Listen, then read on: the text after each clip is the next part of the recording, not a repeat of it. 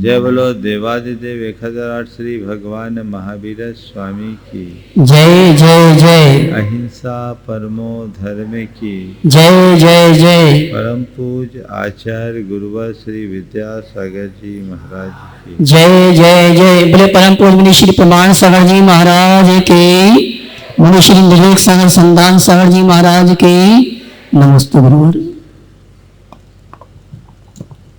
जब कहीं आग लगी हो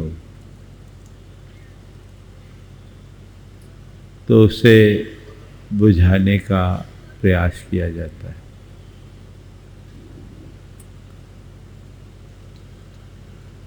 कदाचित किसी साधारण जगह में लगी आग को नजरअंदाज भी किया जा सकता है, लेकिन ऐसी जगह जहां मूल्यवान पदार्थ रखे हों, वहां यदि आग लगती हो तो उस आग को बुझाने का पूर्ण प्रयास किया जाता है।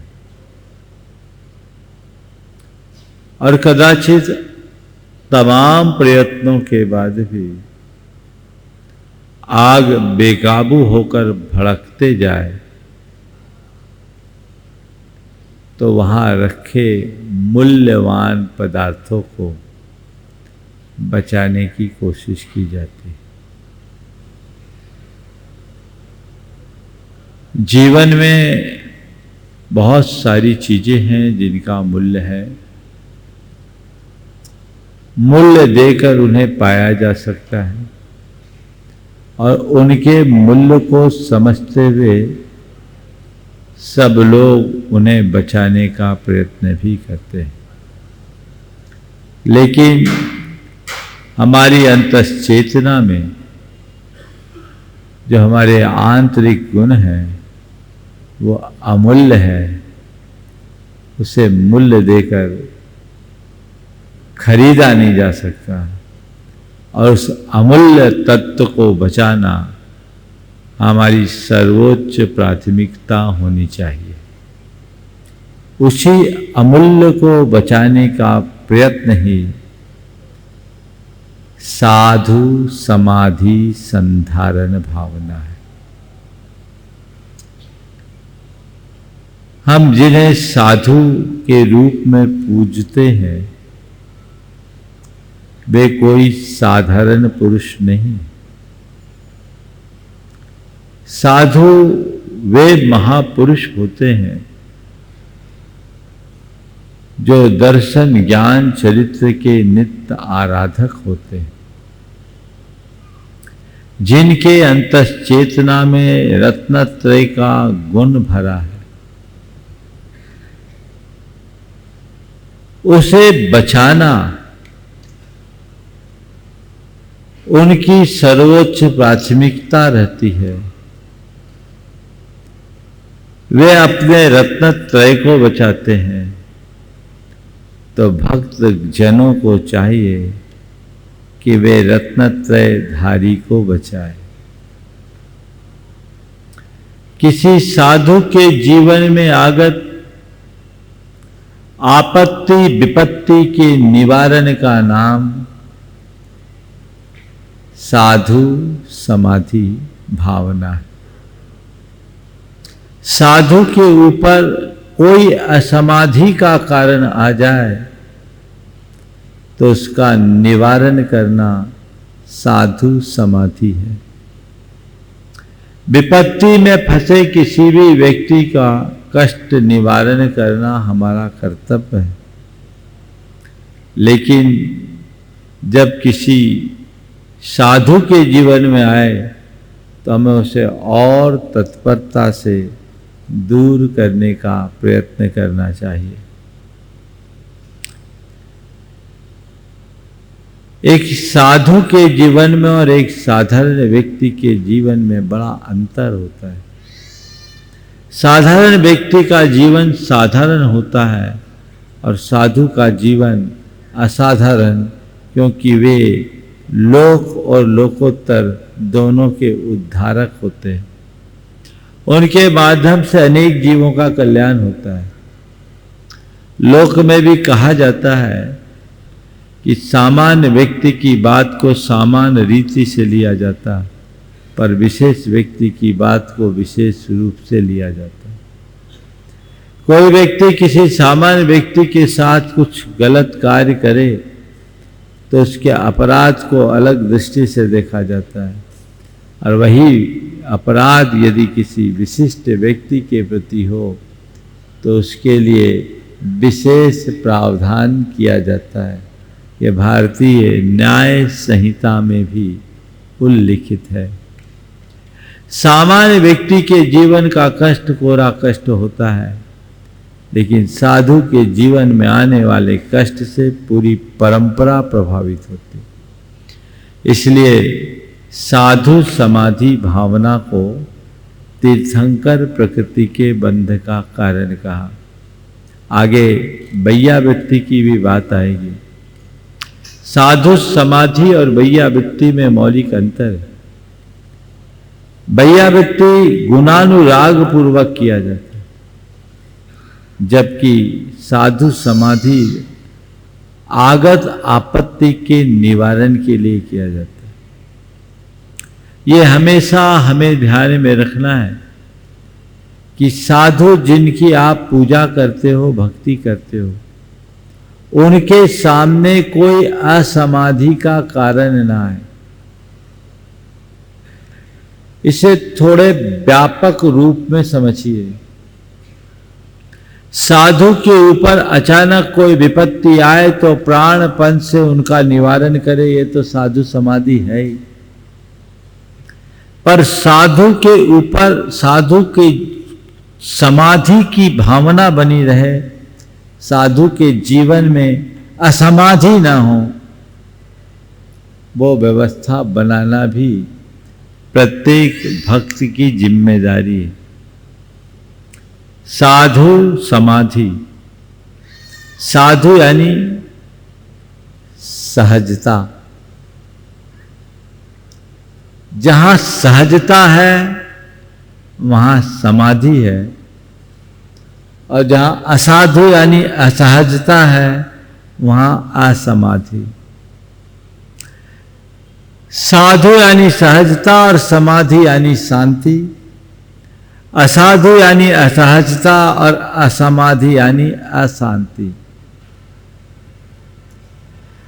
अगर हम अपने जीवन में सहजता को अपनाए हुए हैं तो हमारी समाधि बनी रहेगी, और हम में असहजता है तो हमारी असमाधि होगी।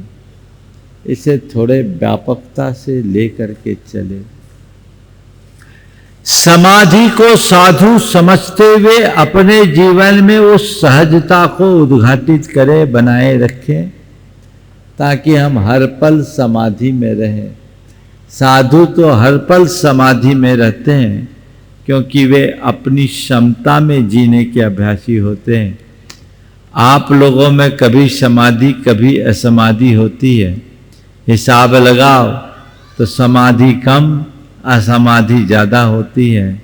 तो कोशिश करो कि हम साधु होकर समाधि को प्राप्त करें, पर कदाचित ऐसा न कर सकें तो किसी साधु के असमाधि में कारण न बने।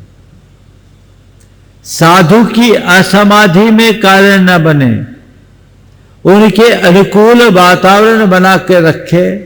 ऐसे द्रव्य क्षेत्र काल भाव का निर्माण करे, जिससे साधु जनों की समाधि बनी रहे, उन्हें किसी प्रकार के शारीरिक या मानसिक रूप से कष्ट का अनुभव न करना पड़े, बल्कि यदि ऐसा कुछ होता है तो उसका निवारण करे। पुराणों में साधु समाधि के अनेक प्रसंग आए हैं। आज 3 प्रसंग की चर्चा करके आज के संदर्भ की 4 बातें आप सबसे करूंगा। पहला प्रसंग साधु समाधि के फल का है। एक राजपुत्र, एक मंत्री पुत्र, एक श्रेष्ठी पुत्र और एक वैद्य पुत्र, 4 थे। चारों घूमने के लिए गए और देखते क्या है, एक मुनिराज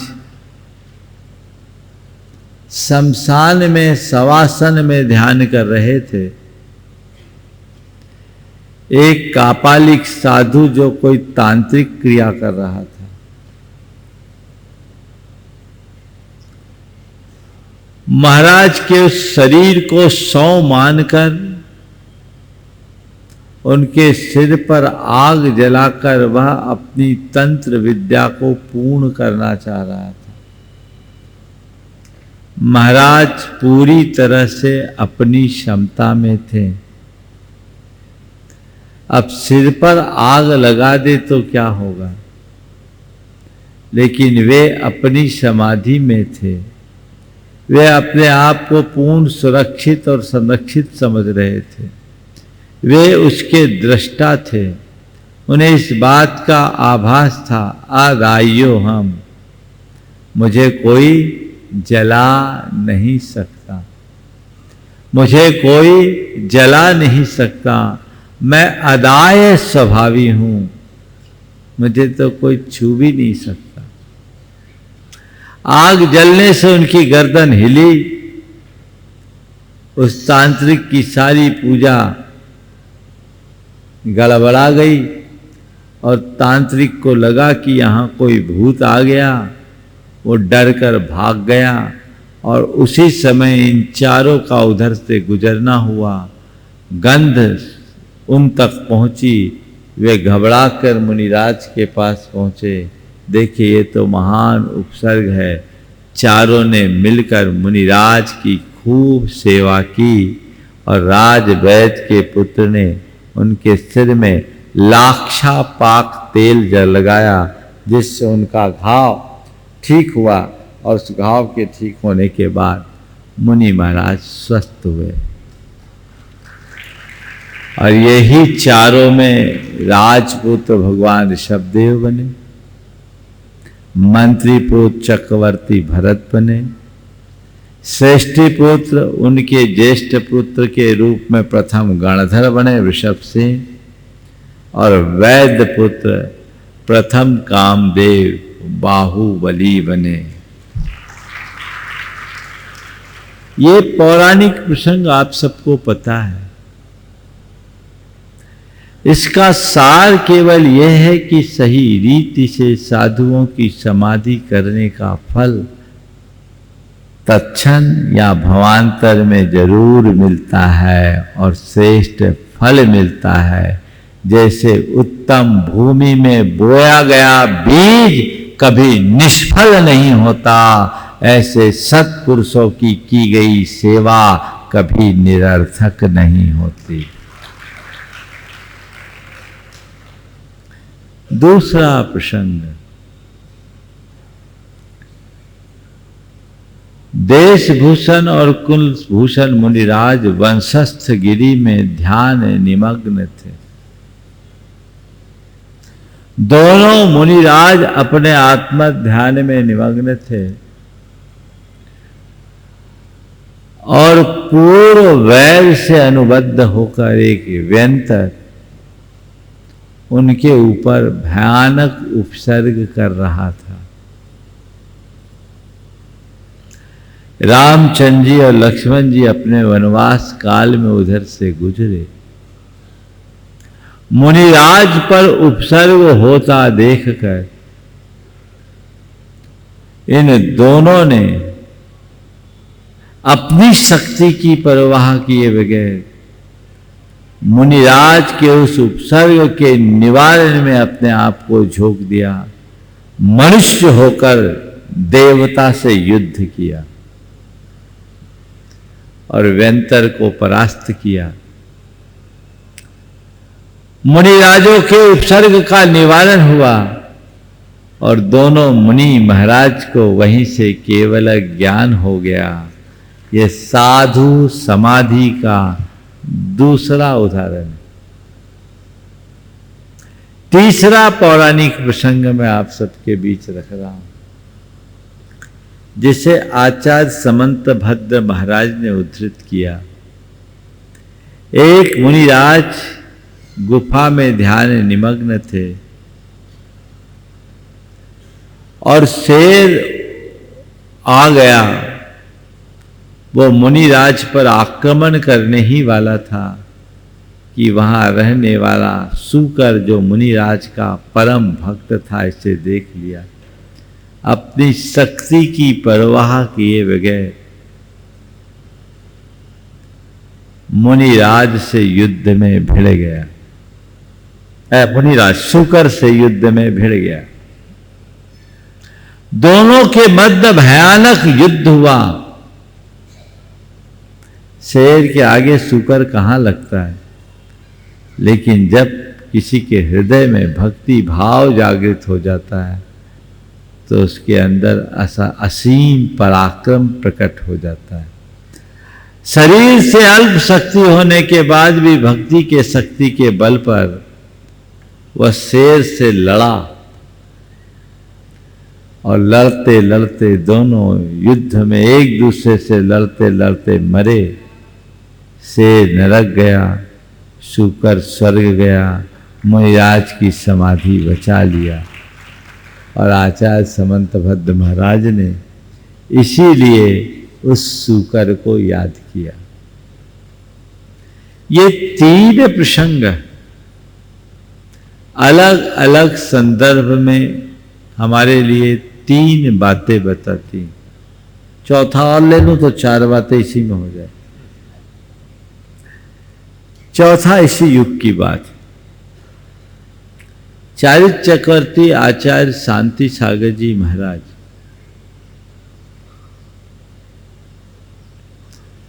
राजा खेड़ा में विराजमान थे। वहां कतिपय धर्म विद्वेषी लोग, जो एक व्यक्ति विशेष के निर्देशन में पूरे संघ पर आक्रमण करने की तैयारी में थे। संघ बाहर सामायिक करता था। महाराज को पता नहीं कुछ आभास हुआ और उन्होंने संघ से कहा, आज मौसम गड़बड़ दिख रहा है, अपने को भीतर सामायिक करना है। पूर्व योजना के अनुसार धर्मद्वेषियों ने दल बल सहित संघ पर आक्रमण करने के लिए धावा बोला, लेकिन संघ तो अंदर सुरक्षित था। श्रावकों ने जमकर लोहा लिया और उन्हें परास्त किया। संघ सुरक्षित रह गया। बाद में उन्हें पकड़ा गया, बंदी बनाया गया।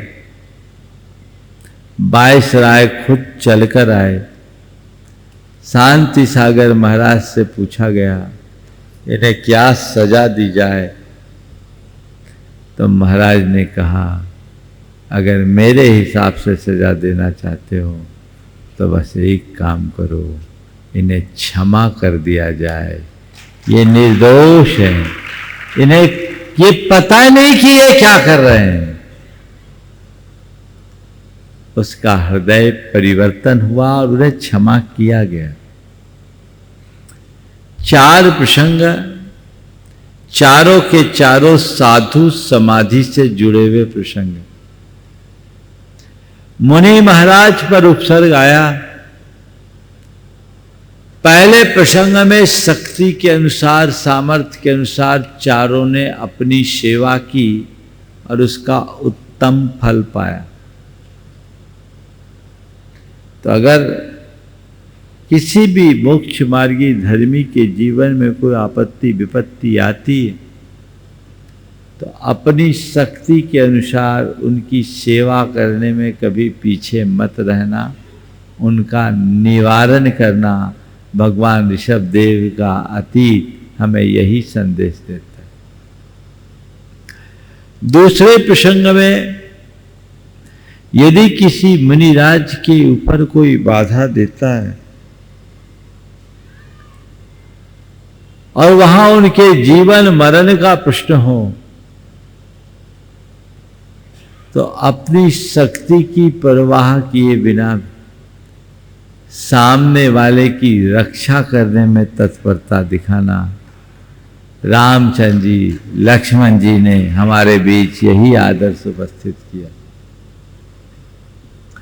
और इस बात का प्रमाण प्रस्तुत कर दिया कि हमारे हृदय में यदि भक्ति और श्रद्धा होगी तो हम अल्प सामर्थ्य के बाद भी बड़ा पराक्रम प्रकट कर सकते हैं। तीसरे उदाहरण में सूकर और शेर की बात है। सूकर अल्प सामर्थ्य वाला होकर के भी शेर से लड़ा और दोनों लड़ करके मरे।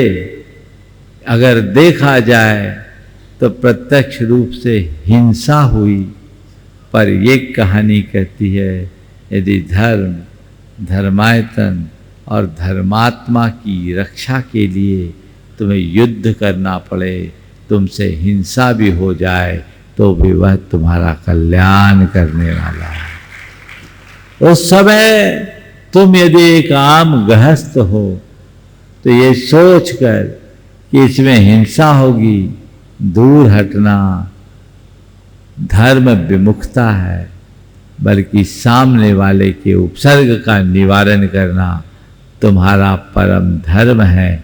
इसे हर अर्थ में स्वीकार करना चाहिए और आगे बढ़ाना चाहिए। चौथा प्रसंग, शांति सागर जी महाराज के ऊपर उपसर्ग हुआ, पर उन्होंने उसका कोई प्रतिवाद नहीं किया। ये दर्शाता है कि कितना भी भयानक उपसर्ग क्यों ना आए, साधु की समाधि तो हमेशा बनी रहती है, वो कभी असमाधि में नहीं रहते। तभी उन्हें क्षमा मूर्ति कहा जाता है। उनके हृदय का क्षमा भाव बना रहा। ये चारों प्रसंग साधुओं के जीवन से जुड़े हुए दिखते हैं और हमें ऐसी साधु समाधि की पूरी तत्परता रखनी चाहिए। आज के इस दौर में इस तरह की स्थितियां तो दिखाई नहीं पड़ती कि किसी साधु के ऊपर इस तरह की परिस्थिति निर्मित हो, लेकिन कदाचित हो जाए तो व्यक्ति को चाहिए कि सब प्रकार से उनकी सुरक्षा करे। पर मैं इस बात को थोड़ा दूसरे संदर्भ में कहता हूं। अपनी समाधि को साधु कार्य मानते हुए अपने अंदर की समाधि को बनाए रखने की भावना बनाओ। मैं कई बार सोचता कि साधु समाधि और वैयावृत्त लगभग एक से। वैयावृत्त में ही साधु समाधि गर्भित हो जाती, पर साधु समाधि की भावना रखी गई और साधु समाधि की भावना रखने का मतलब मैं साधुओं पर आगत उपसर्ग का निवारण करने में तत्पर रहूं। मुझे ये बात नहीं जचती, कम जचती। इसलिए कम जचती कि साधु समाधि की भावना भाने का मतलब साधुओं पर उपसर्ग आए, इस भावना को भाना। मैं साधुओं के उपसर्गों का निवारण करूं, उनके ऊपर कोई भी उपसर्ग आए तो मैं उसका हर प्रकार से निवारण कर सकूं, यानी पहले मैं उपसर्ग को बुलाऊं फिर निवारण करूं। ये बात तो ठीक नहीं जचती। मैं साधुओं की सेवा करूं, मेरे रहते किसी साधु पर कोई कष्ट ही ना हो, ये भावना उत्तम भावना है और ये वैयावृत्ति में समाहित है। लेकिन ये जो दूसरी बात है कि साधुओं पर उपसर्ग आए और मैं उसका निवारण करूं, निवारण करूं, निवारण करूं, ये भावना हजम नहीं होती। मैंने इस पर विचार किया और आज वही बात आप सबसे कहना चाहूंगा। साधु समाधि की व्याख्या करते हुए लिखा गया, दंसन नान चरितेषु समवट्ठावनम समाहि। दर्शन ज्ञान चरित्र में स्थापित कर बने रहना ही समाधि। तो क्यों ना हम इसकी व्याख्या ऐसा करें कि समाधि को साधु कार्य मानकर उसे बनाए रखने की भावना रखना। साधु कार्य में ही समाधि है या समाधि ही साधु कार्य है, अर्थात अपने मन की क्षमता को बनाए रखना, अपने अंतर में सहजता को बनाए रखना। चाहे जैसा भी प्रसंग आ जाए, चाहे जैसी भी परिस्थिति निर्मित हो जाए, चाहे जैसा भी निमित्त आ जाए, चाहे जैसी भी घटना घट जाए, मेरी समाधि बनी रहे, ये भावना बनाए रखना साधु समाधि भावना का अर्थ हो सकता है कि नहीं? हर पल मेरे मन में वह समाधि बनी रहे। आप लोग बोलते हैं, होकर सुख में मग्न न भूलूं, दुख में कभी न इष्ट वियोग, अनिष्ट योग में सहनशीलता दिखलाऊं। है ये साधु समाधि? अब बोलो, ऐसी भावना आप लोग भा पाते हो? साधु समाधि आपकी बनी रहती है? नहीं रहती ना। असमाधि कब आती है? थोड़ी सी उसकी चर्चा कर लो। असमाधि कब होती? जब असाधु काम होता है। क्या होता है? असमाधि कब होती है? जब असाधु काम होता है। जब तक साधु काम होगा यानी सही काम होगा, समाधि बनी रहेगी। असाधु यानी गलत काम होना असमाधि का कारण होगा। अब असाधु काम कौन कौन सा है, साधु काम कौन कौन सा है, हिसाब लगाओ। अपने दिन भर की चर्या में साधु काम ज्यादा है या असाधु काम? कई लोग तो साधुओं के पास भी असाधु काम कर लेते। अब उनका क्या होगा? अब साधु काम ज्यादा कि असाधु काम ज्यादा? देखो क्या क्या असाधु काम है।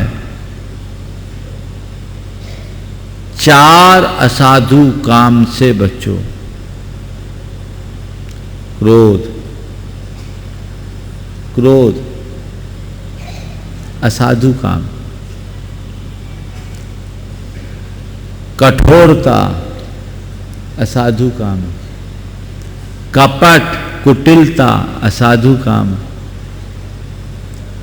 और कृपणता ये असाधु काम है।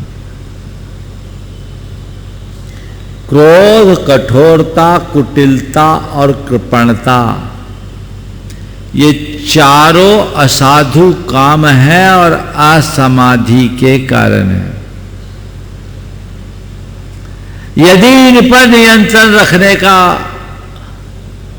भाव जग गया और इन पर नियंत्रण रखने की कला विकसित कर ली तो हर पल हम साधु रहेंगे और हमारी समाधि रहेगी।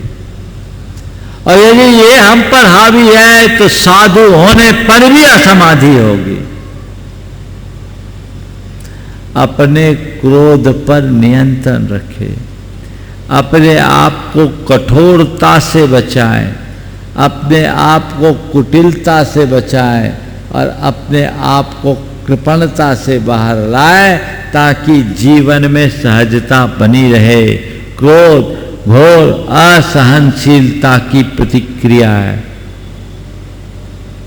जब हम असहनशील होते तब क्रोध होता है। चिड़चिड़ापन ये क्या असहनशीलता है? ये क्रोध की ही अभिव्यक्तियां हैं। क्रोध पर नियंत्रण रखने की क्षमता विकसित कीजिए, और जब जब क्रोध का भाव अंदर आए तो ये भाव मन में जगाएं, ये असमाधि है, मुझे इससे बचना है। कर सकते हैं कि नहीं? पर कोई बहुत कम आदमी होगा ऐसा जो कोई क्रोध करे और उसके क्रोध को समता से सह सके। है कोई? प्राय लोग क्रोध का प्रतिकार क्रोध से करते हैं और उसका परिणाम क्रोध बढ़ता ही जाता है। यदि उस समय हमने समाधि भाव को अंदर जगा लिया तो क्रोध का प्रतिकार हम क्षमा और शांति से करने लगेंगे, क्रोध शांत हो जाएगा। आग लगने पर पेट्रोल डालेंगे, आग भड़केगी। आग लगी है, पानी डालेंगे तो आग बुझेगी। सबको पता है। आप लोग क्या करते हो? पेट्रोल डालते हो या पानी से बुझाते हो? क्या करते हो? पेट्रोल डालते हो। असमाधि हो रही है, स्वाहा हो रहा है सब कुछ। उससे अपने आप को बचाइए, प्रतिक्रियाओं से बचिए। ये असहजता लाती है। सोच को सकारात्मक बना लीजिए, आपकी समाधि बनी रहेगी, सहजता बनी रहेगी, क्रोध में भी बोध बना रहेगा। और छोटी छोटी बातों में त्वरित त्वरित प्रतिक्रिया करिएगा, बात का बतंगड़ होगा। बात का बतंगड़ होता और होता ऐसे ही है। एक बार एक बहन जी ने एक दिन कहा कि महाराज आप कुछ उपाय बताइए। बोले क्या हो गया? बोले महाराज ये रोज दफ्तर से आते हैं और दो चार बातें सुनाते हैं। पहले तो मैं भी चुपचाप सुन लेती थी, पर अब मैं भी जवाब दे देती हूँ। कहाँ तक सुनते रहूँ मैं भी? कब तक ऐसा चलेगा? मैं भी जवाब दे देती हूँ। मैंने पूछा ये बताओ, पहले वो आते थे और आप कोई जवाब नहीं देती थी तब क्या होता था, और अब जब से आप जवाब देने लगी तब से क्या होता है? बोले महाराज पहले वो आते थे, मैं सुन लेती थी, थोड़े देर बाद बड़बड़ा के वो भी चुप हो जाते थे, सब कुछ नॉर्मल हो जाता। अब क्या होता है? बोले अब मैं जवाब देती हूँ तो रात भर शीत युद्ध चलता है, कई दिनों तक बोलचाल बंद हो जाता है। हमने बोला ये बताओ जवाब न देना ठीक था या जवाब दे देना ठीक? महाराज जवाब न देना ही ठीक था, लेकिन क्या करे, जवाब दिए बिना रहा नहीं जाता। हमने कहा सॉल्यूशन तुम्हारे ही पास है और तुम खुद प्रश्न लेकर के खड़े हो। जिससे समाधान मिले उसी का नाम समाधि है, जिससे समस्या बढ़े वह सब असमाधि है। जीवन को समाधान की दिशा में लेकर चलो, समस्या की दिशा में आगे मत बढ़ाओ।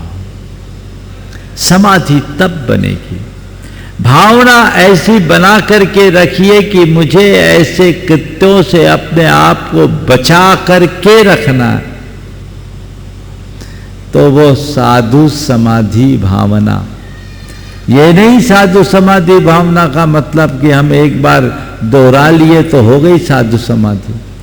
हर पल समाधि को साधु कृत्य मानो।